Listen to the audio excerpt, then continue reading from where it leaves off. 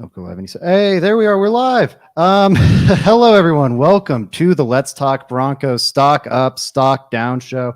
I am joined by our very own Robby Davis at Robby_NFL. You can all find him on our YouTube channel every single week, breaking down the X's and O's of Russell Wilson's performance. Service that I'm not seeing anywhere else in Broncos country. So if you want to know how Russell Wilson really did and not just the hot takey whatever stuff, come here to Robby. Robby, how are you doing today, and what do you think about the Broncos? I was doing a lot better in the first quarter, you know. I thought that this was going to be one of those games, like, similar to the Cardinals blowout on Thursday night a few years back. I don't remember what year that was. I think 2018, where even though that team wasn't good, you just finally saw a glimpse of what it could be, and then everything fell apart. But as far as the Broncos, I'm not too swayed off of my initial prediction with them, which is around like the 6 to 8 win mark, where they're not a great team, but they're one of those really, really damn good bad ones that are never out of a game. And so far, we're still seeing that. They've lost both of their opening games by a combined 3 points. So it's not far off from what I've seen, but you've seen so much good to where you could see a better outlook than that. It's frustrating. Yeah, well, and I mean, it's crazy. They open up the game with a 21-3 lead. Yeah. The offense goes touchdown drive, touchdown drive, touchdown drive. Really, it couldn't be better. I was at the game today. The stadium was rocking. Everyone was happy. It was, look, we finally got an offense, and the defense came to play this week. And then Washington outscored the Broncos 32-3. Until the final 2-3 minutes of the game, when the Broncos finally got on the board, made it a little close at the end, which was nice, but that felt more miraculous than a symptom of I don't know, them finally figuring it out. What do you think? I agree. I agree. Their on script stuff has been just virtually perfect. Coming out of the game last week against the Raiders, their opening drive, they marched right down the field. They got a touchdown. Okay, things looked good. Then when they got off script is when things started to look a little bit sloppy in the second half. And then this week they come out looking like a completely different team on script, and then off script they look like the same old Broncos. So those things I think will get better with time, and I don't think that the on script stuff will regress because Sean Payton is just that good of an offensive coach. But I just can't see the team being any more competitive than they are now. Yeah, I'm kind with that. I'm hopeful that, as Sean Payton and Russ and everything continues to get worked out, we see this team continue to improve. But I do think, at least with what we're seeing on defense, what we're seeing with a lot of the parts of this roster, it does feel like this team has a fairly capped ceiling. Just not enough good players on this squad right now. I agree. Let's get it started though. We'll start with the negative so we can end positive. Robby, who's your stock down of the day? So my stock down of the day, I don't know if his stock was ever really up, but my stock down it has to be Zach Allen. I mean, the money that he's getting paid and the guy that he's replacing to just be pretty much absent in the passing game is just inexcusable. He's had some nice plays in the running game, and we knew that's the player that we'd get. But everything coming out of training camp is that he's this unblockable monster and he's getting pressures every single play. And maybe that's a factor of the offensive line not being that great of a unit as we saw towards the end of the game today. But he's just nowhere, like at all, to be found. Like we cannot get pressure with the front four, and that starts with him. I'm muted. Classic me. It's a big problem. He was great throughout camp. As someone who went to a lot of the Broncos camp, he looked really good. And I was even going, okay, maybe I was too harsh on the decision to let Draymond walk and re-sign Zach Allen, which, by the way, just does not make a whole lot of sense. I've seen some Broncos fans being critical of Draymond Jones. But he was a better player than Zach Allen, and some people are saying he signed for more money in Seattle. If you really look into the contract details, Right. That's not true. That is spin, so you feel better about Draymond Jones leaving. The Broncos could have had Draymond Jones just as easily as they had Zach Allen. It seems that they preferred Zach Allen because Zach Allen is Vance Joseph's guy, their new defensive coordinator. that would be a bonus if one, you liked Vance Joseph, which right now I think Right. everyone in Broncos country is out on Vance Joseph, or two, you were running Vance Joseph's defense. It, they're not. They're running the Evero Fangio defense. They're asking Vance Joseph to not run his defense, and then they signed the player for Vance Joseph's defense to do that too. It's so baffling, so incongruent. I'm really frustrated with the Zach Allen of it all. I just, yeah, Draymond Jones hasn't done a whole lot for Seattle either, but Right. yeah, Zach Allen and then the rest of the interior defensive line too. I mean, he's at least contributing in the run game. It's painful how much of a zero he's been in the pass game relative to what Draymond provided, but the guys on either side, he just has no help in the run game. It's painful watching the Broncos defensive front so far this season. Right. And some of those guys in there, I get it because they're not pass rushing guys. Like you got guys like Purcell, who's a run stopper. You got guys like DJ Jones, who, we've seen some pass rushing upside from him. I mean, even last game, it wasn't like he wasn't great in the pass rush last game and he didn't get that many pressures, but you saw him disrupting some of the plays. And then Jimmy just got the ball out so fast that it didn't end in an actual pressure stat. But even guys like him, like they just all are lackluster on the inside and they cannot get any pressure unless they bring pressure. And when they bring pressure, the only guys who are good on the back end right now are Surtain and Simmons, and that's it. So everything is just a perfect storm of just shit. Yeah. Like Well, that's all I could sum it up with. I think you're right. And part of what you talk about building front to back with a defense rather than back to front. Surtain's playing amazing this season. I mean, first team all pro, absolutely. If the defense was better, maybe he'd get even more love as a DPOY candidate or something. But this defense is just terrible. I mean, throw to anyone that Surtain's not covering. It seems like that. It's that simple. I was impressed with the run defense early on. That only lasted the first quarter. After that, Washington was running all over the Broncos defense. They couldn't tackle. Man, it's going to be really hard for this team to stop opposing offenses. And then you're putting the offense in such a hard position. I do think the offense is dramatically improved from what we saw last season, but I don't think they've improved enough to where they can consistently win 38-35 shootouts. And I think they're going to see plenty of those. Sam Howell just marched into Denver and dropped 35. And early in the season, Robbie, I know you know this as an X's and O's guys, we talk about how defenses have a schematic advantage because offenses don't really have tape on what these defenses want to throw at them. Yet still, this Broncos defense is, I'm curious at the efficiency stats once we get through the Monday night games and everything. They're a bottom 5 defense in the league right now. Right. And while the offense has improved from not being a bottom 5 offense, I don't think they're a top 5 offense. And it's gross. But let me get my down out of here too, so we can start getting a little more positive. George Paton, it's a big one. I think it's finally time we have that conversation in Broncos country. I think we've been putting it off for too long. This is not a well-constructed roster. And not even like the Russell Wilson of it all. I think that contract and that trade still don't look great. Not that he's a bad quarterback, but he's not worth 3-4 top 40 picks and a $56 million contract. That's a bad move. Nathaniel Hackett, one of the worst head coach hirings of the last 50 years. He's, I think, one of two. It's him and Urban Meyer in the last 40, 50 years to not make it through their first season as an NFL head coach. So horrible there. The drafting has been a very mixed bag. 2021 was awesome. The years since have not been impressive. The free agent signings are a big problem. I think have left this roster barren as talented players leave and he's been unable to replace them. I think they need a new GM. They need to commit to a rebuild, frankly, in my opinion. Since 2015, they've had this idea that the whole roster is so good that if they just get a quarterback, they can compete for a Super Bowl. And that was 8 years ago. 8 years ago in the NFL is a millennia.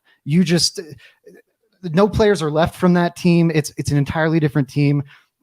the talent has dropped off considerably. I think you look at the most expensive wide receiver core in the league, which is probably a below average wide receiver core, one of the most expensive offensive lines in the league, which is an average offensive line. And George Paton constructed both of those rooms. I don't know. It's just bad. I'm done with George Paton. What say you, Robby? Honestly, and look, this is coming from somebody who I've been one of the people who have put off this conversation. I've been one of the people like, look, he's found these really decent, serviceable players in the late rounds, and that's something that's really hard to find in a GM. That was me. At this And point, valuable. right, and I completely agree with you. At this point, like this roster is so just it's just lacking everywhere. It's lacking depth, it's lacking star power, it's lacking difference makers, it's lacking everywhere, and that starts with him. I mean, yeah, he got those 2 contracts done on offense with Sutton and Patrick for whatever was relative or low whatever low contract it was relative to the market at that time. But now you're still paying these guys a decent amount of money, and they're just not. First of all, one of them's not even on the field and hasn't in the past 2 years. The other one is just he's not making the plays that you pay him to make. And as we all know, and as we all heard, but that offseason, George Paton is a massive, massive fan of Cortland Sutton. And if he's a massive fan of Cortland Sutton, and Sutton is putting up this production that he has the past 2 years, whether it be a bad offensive coach or not, that says something. That really says something. And obviously he made the Russ trade, and part of my point with that was, well, who knew Russ was going to be this bad? You can't protect him from that fault at this point because everything else around Russ is also bad, and it's because of what he has built. Yeah, and I also think the bar shouldn't be is Russ bad. Like I'm with you. He is not bad. He is a good quarterback. The umpteenth problem with the 2023 Denver Broncos. I think he was a bigger problem with the 2022 Denver Yeah. Broncos. The 2023, he's so far down that list. For me, it's just like, okay, the Chiefs, right? They have Patrick Mahomes. They've got a really talented defense. Now they start to have some questions on the offensive line. And with their receiving weapons, the receiving weapons are really, really poor. But Patrick Mahomes is Patrick Mahomes, so he can elevate the situation and make it right. Like yes, he hasn't had a bunch of top picks because he's traded for Sean Payton and traded for Russell Wilson. But part of the team building logic there, part of the decision making for the GM there should be, it's okay that I'm giving up multiple first round picks and all this money to Russ because Russ is so good that he's going to make up for the deficiencies on my roster that creates. And while I think Russ has been fine so far this season, and frankly, I anticipate him to continue to be a fine to good quarterback the rest of the way, that's not good enough to lift this Broncos roster. I don't think it would have been good enough to lift the Broncos roster that maybe that George Paton thought he had. But it's definitely not good enough to lift the version of the Broncos roster we actually have. That's why I think it's time to hold his feet to the fire. All right, Robby, plenty of time on the negatives. Give me your positive. Who's your stock up of the day? So for me, the easy one has got to be Marvin Mims, right? I I mean, love it. a massive, massive long touchdown to start off the game. And then the next drive, a long 60-yard bomb. And then the next drive, when he receives a punt, he goes for some crazy gain and gets us right into Washington territory. But for me, and I want to explain this not in the perspective of my stock up is his performance directly, but what his performance means to the rest of the team. And it didn't look great on one drive, but my stock up is still Russell Wilson. And I want to be clear again. It isn't because he was some stellar, outstanding guy today. He wasn't. He was stable. And what we needed from Russell Wilson to be this year is just that stable. Now, whether you think that's worth the contract or whether you think that's worth the picks, that's a different topic to me. But Russell Wilson is stable. He's a guy that right now, this version of him that we are getting, you can win with. And if you put this guy on last year's roster with that defense, they're a lot more competitive than they were last year. And that's what they needed from him. And for him to show this stable play with Sean Payton And again, it also goes back to my first point about him being so good on script. This the easy on script stuff for a coach like Sean Payton is what you need Russ to be good at. Like I said, the off script stuff, that efficiency will come later on in the season with more reps and more time together. But him being able to get the layups like he did this week, it's huge for the offense. And it just sucks that while he's finally getting stable and putting up these decent numbers and numbers that you can win with, the defense is just the worst in the league. It's bad. It's really bad. And I'm really happy with what we've seen from Russ too entering this week. And my opinion on Russ has not changed much from pre-game to post-game. It's my opinion on the roster is what has really changed, and why I'm continuing to hammer. Maybe you need to move on from Russ, just because although he's not the problem, the timelines just might not line up there, where Russ is, frankly, for Russ too. Russ wants to win another Super Bowl before the end of his career. Broncos aren't the best team for him to do that. Broncos probably need to restart. Russ probably isn't the best quarterback to do that. But he was good today. I've been very happy with what I've seen from Russ, and what I've seen from him in this Sean Payton offense is big for Russell Wilson, no matter what team he's playing for, because to me, it speaks to a career longevity that frankly, I did not think was attainable for him this offseason. I was like, even if Sean Payton can kind of stop the aging process, Russ's well demonstrated limitations of not being able to operate in quick game and not being able to operate over the short to intermediate area of the field is just not going to work for him as his athletic abilities decline. He's just not going to be a functional NFL quarterback, or not functional, but not a good starting quarterback. He's been really, to your point, the on schedule stuff, that's something that Russ has never been able to do his entire career. And now he's finally doing that. The off schedule is still bad, but I am optimistic, much like you, that this offense can become good by the end of the season. I already think it's a pretty solid offense. I don't think it'll be good enough to offset this defense, especially now that they're in an 0-2 hole. Maybe I do think it'll get better as the season goes on, but I don't know how much they can dig their way out of this one. You talked about Mims some. I'll highlight him as my stock up, because man, he was awesome today, and that is huge for the Denver Broncos. No matter what their path is, right? I think we're both saying maybe they look towards a rebuild or going down a different path, whatever. Even if they stay the current path, to make either of those things successful, you need players outperforming what you've given them. We talked about how the wide receiver core as a whole is underperforming its capital investment. Offensive line, same deal. Defense as a whole, same deal. You start mopping up those mistakes by having other areas outperform. And that's big. You got a guy at the end of the second round who right now is producing like one of the best rookie receivers in the league. Doesn't look like he's just a straight line speed guy. It looks like there's a lot to his game. And after this offseason, the Broncos are going to have some tough decisions to make about Courtland Sutton, about Tim Patrick. Unfortunately, I wish that wasn't the case, but reality is they probably move on from Tim Patrick after this offseason. Feeling confident that Mims can slot right into this offense, I think is a positive for sure. I definitely agree. And it's also huge because we don't have many of that archetype on this roster. Like the small, shifty guy who can also beat you down the field. Judy is somewhat that, but I think his services are better in the intermediate parts of the field, like with his route running and beating man coverage.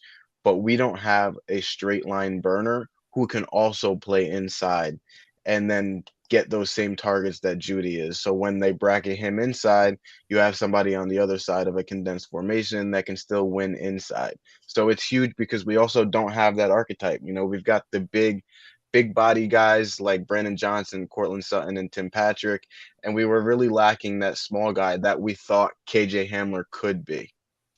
Yeah, I think that's wonderfully put. I will just add little stock up to Brandon Johnson too. I've been a fan of it since I saw him at rookie mini camp. I was like, oh, this guy's actually pretty good. And he's earned a roster spot, earning a good number of snaps and making some big plays. I think the Hail Mary was more luck than like amazing wide receiver play, but hey, I had an opportunity to make a big play and made a big play. So tip of the cap to Brandon Johnson. Happy for him, and hope we see more of him this season. I'm happy with what we've seen from him so far. I think he's carving out a bit of an NFL career for him. Robby, tell them how to support your work, where to find you, all the good stuff. Yeah, so first off, I want to say a huge thank you to Zach, Joey, Bree, Frankie, Carter, everybody at the Let's Talk Broncos crew for giving me this platform to not only be on their podcast, but to produce the videos that you guys see on the YouTube. So you can find me again on the YouTube on some of the live streams. You can find me at on Twitter at Robbie_NFL as well. In my bio and on Twitter, I have the link to my Substack, which I write articles on. But, I've been pretty bad with it, but I promise during the season I'll get a little bit better with it. So that's another place you can find some of my work. Absolutely. And Broncos country, if you're listening to this, if you're watching it live, take Robby up on that. Go to Twitter, Robby, easy to spell, _NFL, like layup. Do it. I know it'll take a while to open up the Twitter app on your phone, and my man is well worth it. I blocked Robby at one point because I was like, this guy's annoying. And then I unblocked him because I was like, my God, he is one of the 3-4 smartest people in Broncos country when it comes to football. I stand by that. I was on this beat for 3-4 years. Do you know how many times I saw the people who are paid full-time salaries breaking down the Broncos at the level I see Robby breaking it down? 0 times. Goose egg. Go check out Robby. He's going to give you better content than like anyone in Broncos country. Do it on his Twitter. Do it on our YouTube, wherever. That's all I have to shout out. Thank you, everyone, for joining us. And let's hope week 3 is a whole lot better.